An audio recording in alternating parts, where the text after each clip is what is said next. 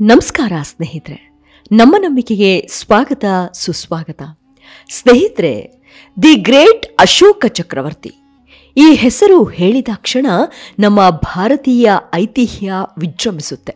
ಮಾತ್ರವಲ್ಲ, ಗತಕಾಲದ ಭಾರತದ ಸಂಸ್ಕೃತಿ ಹಾಗೂ ಭವ್ಯ ಭಾರತದ ಆಡಳಿತ ವೈಖರಿ ಇಡೀ ಜಗತ್ತಿಗೆ ಮಾದರಿಯಾಗಿ ನಿಲ್ಲುತ್ತೆ. ಈಗಾಗಲೇ ಅಶೋಕ ಚಕ್ರವರ್ತಿಯ ಕುರಿತಾದ 2 ವಿಡಿಯೋ ಮಾಡಲಾಗಿದೆ. ಆ ವಿಡಿಯೋದಲ್ಲಿ ಅಶೋಕ ಪಟ್ಟಕ್ಕೇರುವಾಗ ತನ್ನ ಸ್ವಂತ ತಮ್ಮಂದಿರನ್ನ ಕೊಂದು ಸಿಂಹಾಸನದ ಗದ್ದುಗೆ ಏರಿದನೆನ್ನುವುದು ಇತಿಹಾಸ ಪುಟಗಳಲ್ಲಿ ದಾಖಲಾದ ವಿಚಾರ. ಅದನ್ನ ಸಮ್ಮತಿಸಿಕೊಳ್ಳುವವರು ಅಥವಾ ದೂರುವವರು ಇದ್ದಾರೆ. ಹಾಗಂತ ಅಶೋಕ ಸಾಮ್ರಾಟನ ಕುರಿತಾಗಿ ಇಲ್ಲಸಲ್ಲದ ವಿಚಾರಗಳನ್ನ ಹೇಳಲ್ಲ. ಅದೇ ಇತಿಹಾಸದಲ್ಲಾದ ಪ್ರಮಾದವೋ ಅಥವಾ ಇತಿಹಾಸಕಾರರ ದೃಷ್ಟಿಕೋನವೋ ಇಂದಿಗೂ ಅಶೋಕನ ಕುರಿತಾದ ನಾನಾ ಗೊಂದಲಗಳು ನಮ್ಮನ್ನ ಮೂಕರನ್ನಾಗಿಸುತ್ತವೆ. ಬನ್ನಿ, ಹಾಗಿದ್ರೆ ಇಂದಿನ ಸಂಚಿಕೆಯಲ್ಲಿ ಅಶೋಕ ಸಾಮ್ರಾಟನ ಕುರಿತಾದ ವಿಚಾರವನ್ನ ತಿಳಿದುಕೊಳ್ತಾ ಹೋಗೋಣ. ಅದಕ್ಕೂ ಮುನ್ನ ನಮ್ಮ ನಂಬಿಕೆಗೆ ನಿಮ್ಮ ಬೆಂಬಲವಿರಲಿ. ಎಲ್ಲಾ ವಿಧದ ತ್ವಚೆಯ ಸಮಸ್ಯೆಗಳಿಗೆ ಧೀಮಹಿ ಪ್ರಾಡಕ್ಟ್ ರಾಮಬಾಣದಂತೆ ಕೆಲಸ ಮಾಡುತ್ತೆ. ಕೇವಲ 3 ದಿನದಲ್ಲೇ ವ್ಯತ್ಯಾಸ ನೋಡ್ತೀರಾ. ಯಾವುದೇ ಅಡ್ಡ ಪರಿಣಾಮಗಳಿಲ್ಲ. ಕೆಮಿಕಲ್ ರಹಿತವಾದ 16 ನೈಸರ್ಗಿಕ ಪದಾರ್ಥಗಳ ಮಿಶ್ರಣದಿಂದ ತಯಾರಾದ 100% ಆರ್ಗ್ಯಾನಿಕ್ ಧೀಮಹಿ ಪ್ರಾಡಕ್ಟ್.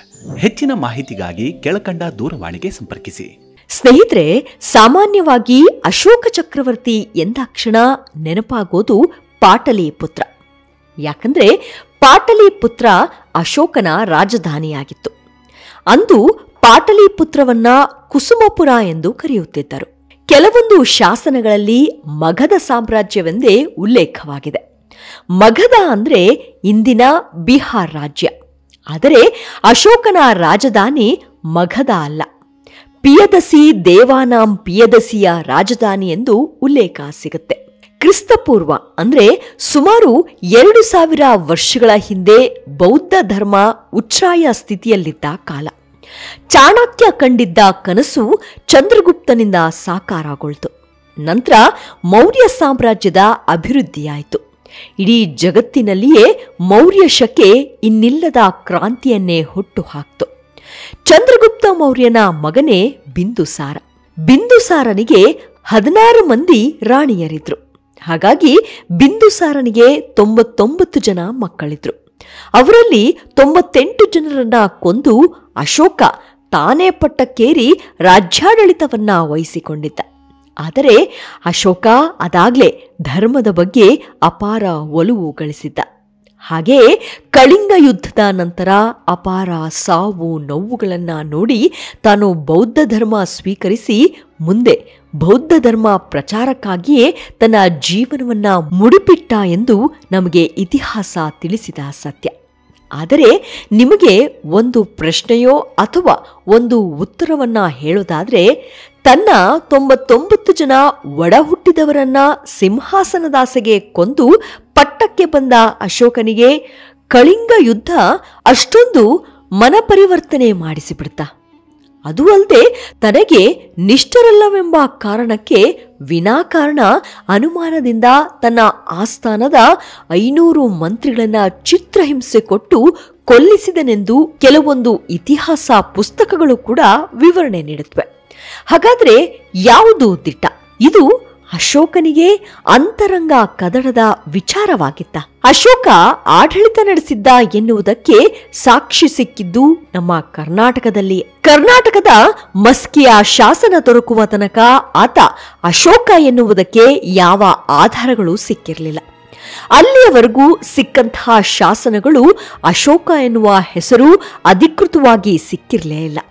ಬರೀ ದೇವಾನಾಂಪಿಯಸಿ ಎಂಬ ಉಪನಾಮದ ಮುದ್ರೆ ಮಾತ್ರ ಅಚ್ಚೊತ್ತಿತ್ತು.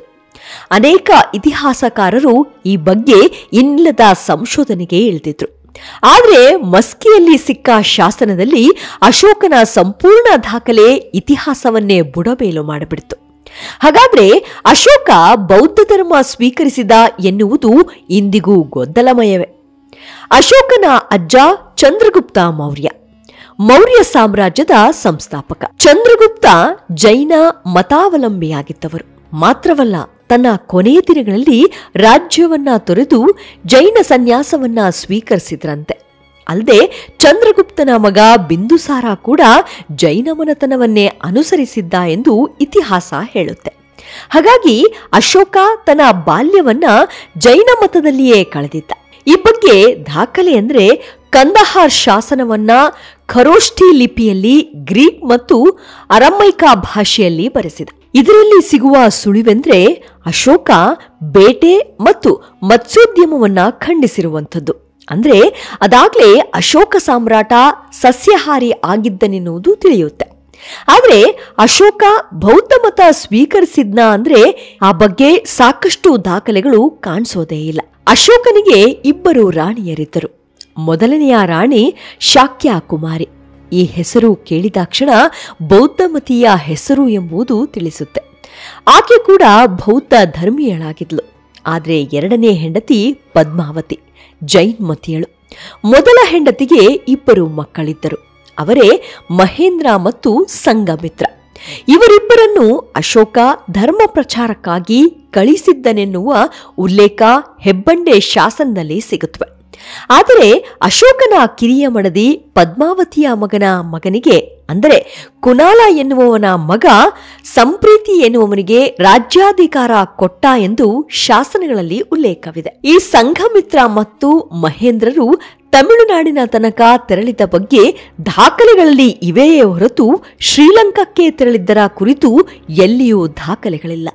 ಆದರೆ ಶ್ರೀಲಂಕಾ ಅಶೋಕನಿಂದಲೇ ಮತಾಂತರವಾಗಿ ಬೌದ್ಧ ಧರ್ಮ ಅನುಸರಿಸಿತ್ತು ಎನ್ನುವುದು ಹಲವಾರು ವಿದ್ವಾಂಸರ ವಾದ ಕೂಡ. ವೈದಿಕ, ಬೌದ್ಧ, ಜೈನ, ನಾಸ್ತಿಕ, ಅಜೀವಿಕ ಮತಗಳು ಅಶೋಕನ ರಾಜ್ಯದಲ್ಲಿ ಸಮಾನ ಪ್ರಾಮುಖ್ಯತೆಯನ್ನ ಹೊಂದಿದ್ದವು. ಎಲ್ಲಾ ಮತಗಳಿಗೂ ಅವುಗಳ ಪ್ರಚಾರಕ್ಕೂ ಅಶೋಕ ಅಷ್ಟೇ ಮಹತ್ವವನ್ನ ನೀಡಿದ್ದ. ಸ್ವಪ್ರತಿಷ್ಠೆಯನ್ನು ಹೆಚ್ಚಿಸಿಕೊಳ್ಳಲು ವಿವಿಧ ಮತಪಂಡಿತರುಗಳನ್ನು, ಮಿಷನರಿಗಳನ್ನು ಈತ ವಿದೇಶಗಳಿಗೆ ಕಳುಹಿಸಿದ್ದ. ಸರಿಸುಮಾರು ಕ್ರಿಸ್ತಪೂರ್ವ 3ನೇ ಶತಮಾನದ ಕಾಲದಲ್ಲೇ ರೋಮನ್, ಪರ್ಷಿಯನ್ ಸಾಮ್ರಾಜ್ಯಗಳಲ್ಲಿ ಋಗ್ವೇದ ಕಾಲದ ದೇವತೆಯಾಗಿದ್ದ ಮಿತ್ರನನ್ನು ಪೂಜಿಸುವ ರೋಮನ್ ಮಿತ್ರಾಯಿಸಂ ಮತ್ತು ಪರ್ಷಿಯನ್ ಮಿತ್ರಾಯಿಸಂ ಎಂಬ ಮತಗಳು ಪ್ರವರ್ಧಮಾನಕ್ಕೆ ಬಂದವು.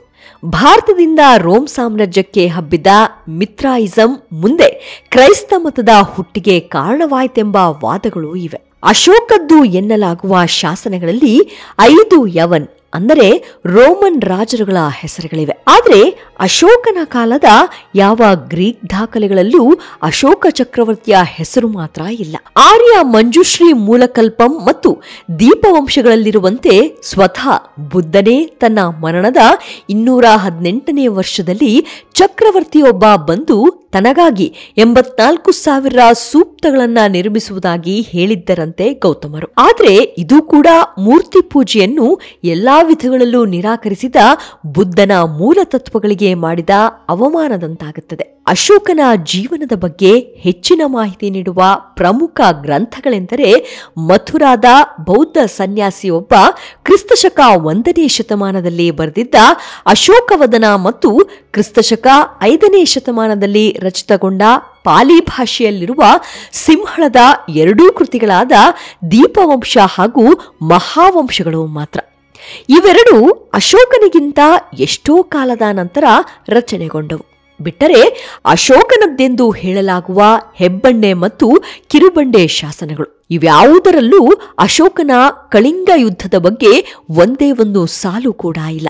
ಅದೂ ಅಲ್ಲದೆ ಅಶೋಕವದನದ ಪ್ರಕಾರ ಆತ ಪೌಂಡ್ರ ದೇಶದ 18,000 ನಾಸ್ತಿಕವಾದಿ ಅಜೀವಿಕ ಪರಂಪರೆಯವರನ್ನ ಕೊಲ್ಲಿಸಿದ್ನಂತೆ. ಇನ್ನುಳಿದವರ ತಲೆ ಕಡಿದು ತಂದರೆ ತಲೆಗೆ ತಲಾ 1 ಬೆಳ್ಳಿ ನಾಣ್ಯವನ್ನ ಕೊಡುವುದಾಗಿ ಶಾಸನವನ್ನು ಹೊರಡಿಸಿದ್ನಂತೆ. ದೊಡ್ಡ ಸಾಮ್ರಾಜ್ಯದ ಚಕ್ರವರ್ತಿಯಾಗಿ ಮೆರೆದ ಸಾಮ್ರಾಟ ಪುಟ್ಟ ಕಳಿಂಗ ರಾಜ್ಯದ ವಿರುದ್ಧ ನಡೆದ ಯುದ್ಧದಲ್ಲಾದ ಸಾವು ನೋವುಗಳಿಗೆ ಮನಪರಿವರ್ತನೆ ಮಾಡಿಕೊಂಡನೆ ಅನ್ನೋದು ಪ್ರಶ್ನೆಯೇ. ಇತಿಹಾಸ ಹೇಳಿದ್ದು ಕಳಿಂಗ ಯುದ್ಧದಲ್ಲಾದ ರಕ್ತಪಾತ, ಸಾವು ನೋವಿಗೆ ಮರಗಿ ಅಹಿಂಸೆಯ ಹಾದಿ ಹಿಡಿಯಬೇಕೆಂದರೆ ಅದು ಜೈನ ಅಥವಾ ಬೌದ್ಧ ಧರ್ಮದಲ್ಲಿ ಉಲ್ಲೇಖವಾಗಿರುವ ದಾಖಲೆ. ಅಶೋಕನ 13ನೇ ಶಿಲಾಲೇಖ ನಿಜವಾಗಿಯೂ ಈತನದ್ದೇನಾ? ಈತನದ್ದಾದರೆ ಅದನ್ನ ಕೆತ್ತಿಸಿದ್ದು ಪಟ್ಟಕ್ಕೆ ಬಂದ 14ನೇ ವರ್ಷದಲ್ಲೋ ಅಥವಾ 28ನೇ ವರ್ಷದಲ್ಲೋ ಅಥವಾ ಅದಕ್ಕೂ ನಂತರವೇ ಎಂಬ ಚರ್ಚೆಯೇ ಇನ್ನೂ ನಿಂತಿಲ್ಲ. ಧರ್ಮವೆಂಬ ಶಬ್ದ ಕೌಟಿಲ್ಯನ ಅರ್ಥಶಾಸ್ತ್ರದಲ್ಲೂ ಬಹಳಷ್ಟು ಬಾರಿ ಬಂದಿದೆ. ಹಾಗೆಂದ ಮಾತ್ರಕ್ಕೆ ಅವನನ್ನು ಬೌದ್ಧನೆನ್ನುವುದಕ್ಕೆ ಅಸಾಧ್ಯ. ಇನ್ನು ಧರ್ಮ ಅಶೋಕ ಅಥವಾ ಧರ್ಮ ಅಶೋಕ ಬಿಂದುಸಾರ ಮೌರ್ಯನೆಂದು ಅಶೋಕ ತನ್ನನ್ನ ಕರೆದುಕೊಂಡಿದ್ದು ತನ್ನ ಹೆಸರನ್ನು ತನ್ನ ತಾಯಿಯಾದ ಮಹಾರಾಣಿ ಧರ್ಮ ಅಥವಾ ಶುದ್ರಾಂಗಿಯೊಡನೆ ಸಮೀಕರಿಸಿಕೊಂಡಿದ್ದಷ್ಟೆ. ಬಿಂದುಸಾರನಿಗಿದ್ದ ಹಲವಾರು ಪತ್ನಿಯರ ನಡುವೆ ತನ್ನ ಮಾತೃ ಪರಂಪರೆಯನ್ನ ಗುರುತಿಸಲು ಹೀಗೆ ಮಾಡಿರಬಹುದು. ಎಲ್ಲಾ ವಿಧದ ತ್ವಚೆಯ ಸಮಸ್ಯೆಗಳಿಗೆ ಧೀಮಹಿ ಪ್ರಾಡಕ್ಟ್ ರಾಮಬಾಣದಂತೆ ಕೆಲಸ ಮಾಡುತ್ತೆ. ಕೇವಲ 3 ದಿನದಲ್ಲೇ ವ್ಯತ್ಯಾಸ ನೋಡ್ತೀರಾ. ಯಾವುದೇ ಅಡ್ಡ ಪರಿಣಾಮಗಳಿಲ್ಲ. ಕೆಮಿಕಲ್ ರಹಿತವಾದ 16 ನೈಸರ್ಗಿಕ ಪದಾರ್ಥಗಳ ಮಿಶ್ರಣದಿಂದ ತಯಾರಾದ 100% ಆರ್ಗ್ಯಾನಿಕ್ ಧೀಮಹಿ ಪ್ರಾಡಕ್ಟ್. ಹೆಚ್ಚಿನ ಮಾಹಿತಿಗಾಗಿ ಕೆಳಕಂಡ ದೂರವಾಣಿಗೆ ಸಂಪರ್ಕಿಸಿ. ಅಶೋಕನ ಹೆಚ್ಚಿನ ಶಾಸನಗಳ ಭಾಷೆ ಪ್ರಾಕೃತ ಮತ್ತು ಅದರ ಉಪಭಾಷೆಯಾದ ಮಾಗಧಿಯೇ ಹೊರತು ಬೌದ್ಧರು ಬಳಸ್ತಾ ಇದ್ದ ಪಾಲಿಯಲ್ಲ. ಹಾಗೆ ನೋಡಿದ್ರೆ ಅಶೋಕನದ್ದೆಂದು ಹೇಳಲಾಗುವ ಯಾವ ಶಾಸನಗಳಲ್ಲೂ ಅವನ ಹೆಸರಿನ ಉಲ್ಲೇಖವಿಲ್ಲ. ಅಲ್ಲಿ ಬಳಕೆಯಲ್ಲಿರುವುದು ದೇವಾನಾಂಪಿಯ ಮತ್ತು ಪಿಯದಸಿ ಎಂಬ ಹೆಸರುಗಳು. ಈ ಪಿಯದಸಿಯೇ ಅಶೋಕನೆನ್ನಲು ಇರುವ ಏಕೈಕ ಆಧಾರ ಸಿಂಹಳದ ದೀಪವಂಶ. ಬಿಟ್ಟರೆ 1915ರಲ್ಲಿ ಸಿಕ್ಕ ರಾಯಚೂರಿನ ಮಸ್ಕಿ ಶಿಲಾಲೇಖನವೊಂದರಲ್ಲೇ ಅಶೋಕನ ಹೆಸರಿನ ಉಲ್ಲೇಖವಿರುವುದು. ಸಾರಾನಾಥದ ಅಶೋಕ ಸ್ತಂಭದಿಂದ 4 ಸಿಂಹಗಳ ಚಿಹ್ನೆಯನ್ನು ಭಾರತದ ಅಧಿಕೃತ ರಾಜಮುದ್ರೆಯನ್ನಾಗಿ ತೆಗೆದುಕೊಳ್ಳಲಾಗಿದೆ. ಹಿಂದೂ ಧರ್ಮದಲ್ಲಿ ಸಿಂಹವನ್ನ ರಾಜತ್ವ ಮತ್ತು ಶೌರ್ಯದ ಪ್ರತೀಕವಾಗಿ ಪರಿಗಣಿಸಲಾಗಿದೆ. ಜೈನ ತತ್ವಶಾಸ್ತ್ರದಂತೆ ಸಿಂಹವು ಅವರ 24ನೇ ತೀರ್ಥಂಕರ ಮಹಾವೀರನ ಪ್ರತೀಕವೂ ಹೌದು. ಜಾತಕ ಕಥೆಗಳನ್ನಾಗಲಿ ಬೌದ್ಧ ತತ್ವಶಾಸ್ತ್ರವನ್ನಾಗಲಿ ತೆಗೆದು ನೋಡಿದರೆ ಬುದ್ಧನ ಪ್ರತೀಕವೇನಿದ್ದರೂ ಅದು ಜಿಂಕೆ ಅಥವಾ ಸಾರಂಗ. ಸಿಂಹಕ್ಕೂ ಶ್ರವಣಮತಕ್ಕೂ ಸಂಬಂಧವೇ ಇಲ್ಲ. ಸಿಂಹದ ಕೆಳಗಿರುವ ಆನೆಯು ರಾಜತ್ವ ಹಾಗೂ ಶುಭ ಸೂಚನೆಯ ಪ್ರತೀಕವೇ. ಇಂದ್ರನ ಐರಾವತ ತನ್ನ ಗರ್ಭವನ್ನ ಪ್ರವೇಶಿಸುವಂತೆ ಮಹಾವೀರ ಮತ್ತು ಗೌತಮ ಬುದ್ಧರಿರುವರ ತಾಯಂತಿರಿಗೂ ಕನಸು ಬಿದ್ದಿತ್ತಂತೆ. ಅಂದಿನ ಕಾಲದಲ್ಲಿ ಶುಭಶಕುನದ ಇಂಥ ಸ್ವಪ್ನಗಳನ್ನ ಕಾಣುತ್ತಿದ್ದುದು ಸಹಜ. ಅಶೋಕ ಸ್ತಂಭದಲ್ಲಿರುವ ಆನೆ, ಕುದುರೆ, ಸಿಂಹ, ಎತ್ತುಗಳನ್ನೆಲ್ಲ ಹಿಂದೂ ಧರ್ಮಶಾಸ್ತ್ರವು ಜೈನ ಬೌದ್ಧ ಮತಗಳು ಜನ್ಮ ತಾಳುವ ಸಹಸ್ರ ವರ್ಷಗಳಿಂದಲೂ ಪ್ರತೀಕವಾಗಿ ಗ್ರಹಿಸುತ್ತಾ ಬಂದಿದೆ.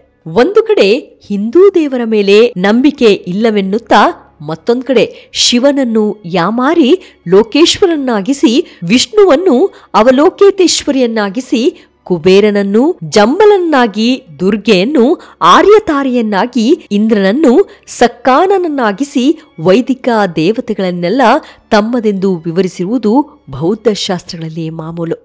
ಇನ್ನು ಚಕ್ರವು ಸಾರ್ವಭೌಮತೆಯ ಸಂಕೇತ. ಚಕ್ರವರ್ತಿ ಎಂಬ ಶಬ್ದ ಹುಟ್ಟಿದ್ದೇ ಚಕ್ರದಿಂದ. ನೀವು ರಾಜನಾಗಿದ್ದಲ್ಲಿ ನಿಮ್ಮ ರಾಜ್ಯದ ಸುತ್ತ ಇರುವ ಉಳಿದ ರಾಜ್ಯಗಳು, ಅವುಗಳ ಸುತ್ತಲಿರುವ ಇನ್ನುಳಿದ ರಾಜ್ಯಗಳು ಎಲ್ಲವನ್ನೂ ಸೇರಿಸಿ ಚಕ್ರ ಎನ್ನಲಾಗುತ್ತಿತ್ತು. ಆ ಇಡೀ ಚಕ್ರವನ್ನು ಗೆದ್ದು ಆಳಿದವನೇ ಚಕ್ರವರ್ತಿ. 24 ಕಡ್ಡಿಗಳುಳ್ಳ ಚಕ್ರವು ಜೈನರ 24 ತೀರ್ಥಂಕರನ್ನ ಪ್ರತಿನಿಧಿಸುತ್ತದೆ ವಿನಃ ಬುದ್ಧನನ್ನಲ್ಲ. ಬೌದ್ಧರ ಅಲ್ಲಿಗೆ ಅಶೋಕ ಚಕ್ರಕ್ಕೂ ಬೌದ್ಧ ಮತಕ್ಕೂ ಯಾವ ಸಂಬಂಧವೂ ಇಲ್ಲ ಅನ್ನೋದು ಇತಿಹಾಸಕಾರರಲ್ಲಿ ಒಂದಿಲ್ಲೊಂದು ವಿಚಾರಗಳಲ್ಲಿ, ಚರ್ಚಾಸ್ಪದ ವಿಚಾರಗಳಲ್ಲಿ ನೂಕಿಬಿಡುತ್ತೆ. ಬೌದ್ಧರ ಆರ್ಯ ಅಷ್ಟಾಂಗ ಮಾರ್ಗವನ್ನ ಪ್ರತಿನಿಧಿಸುವ ಧರ್ಮಚಕ್ರಕ್ಕಿರುವುದು 8 ಕಡ್ಡಿಗಳು ಮಾತ್ರ. ಅಲ್ಲಿಗೆ ಅಶೋಕ ಚಕ್ರಕ್ಕೂ ಬೌದ್ಧ ಮತಕ್ಕೂ ಯಾವ ಸಂಬಂಧನೂ ಇಲ್ಲ ಅನ್ನೋದು ಇತಿಹಾಸಕಾರರಲ್ಲಿ ಇರುವ ಗೊಂದಲವೆಂದರೂ ತಪ್ಪಾಗಲಾರದು. ಅಂತೂ ಇಂದಿಗೂ ಇತಿಹಾಸದ ಪುಟಗಳಲ್ಲೇ ನಮ್ಮೆಲ್ಲರನ್ನೂ ಒಂದಲ್ಲೊಂದು ವಿಚಾರಗಳಲ್ಲಿ, ಚರ್ಚಾಸ್ಪದ ವಿಚಾರಗಳಲ್ಲಿ ನೂಕಿಬಿಡುತ್ತೆ. ಇಂದಿಗೂ ಅಶೋಕ ಸಾಮ್ರಾಟ ಕಳೆದು 2000 ವರ್ಷಗಳೇ ಸಂದಿದ್ದರೂ ಎಂದೆಂದಿಗೂ ಜೀವಂತವೇ. ಮುಂದಿನ ಸಂಚಿಕೆಯಲ್ಲಿ ಸಿಗೋಣ. ಅಲ್ಲಿಯವರೆಗೂ ನಿಮ್ಮ ಆರೋಗ್ಯದ ಕಡೆ ಗಮನವಿರಲಿ. Take care. ನಮಸ್ಕಾರ.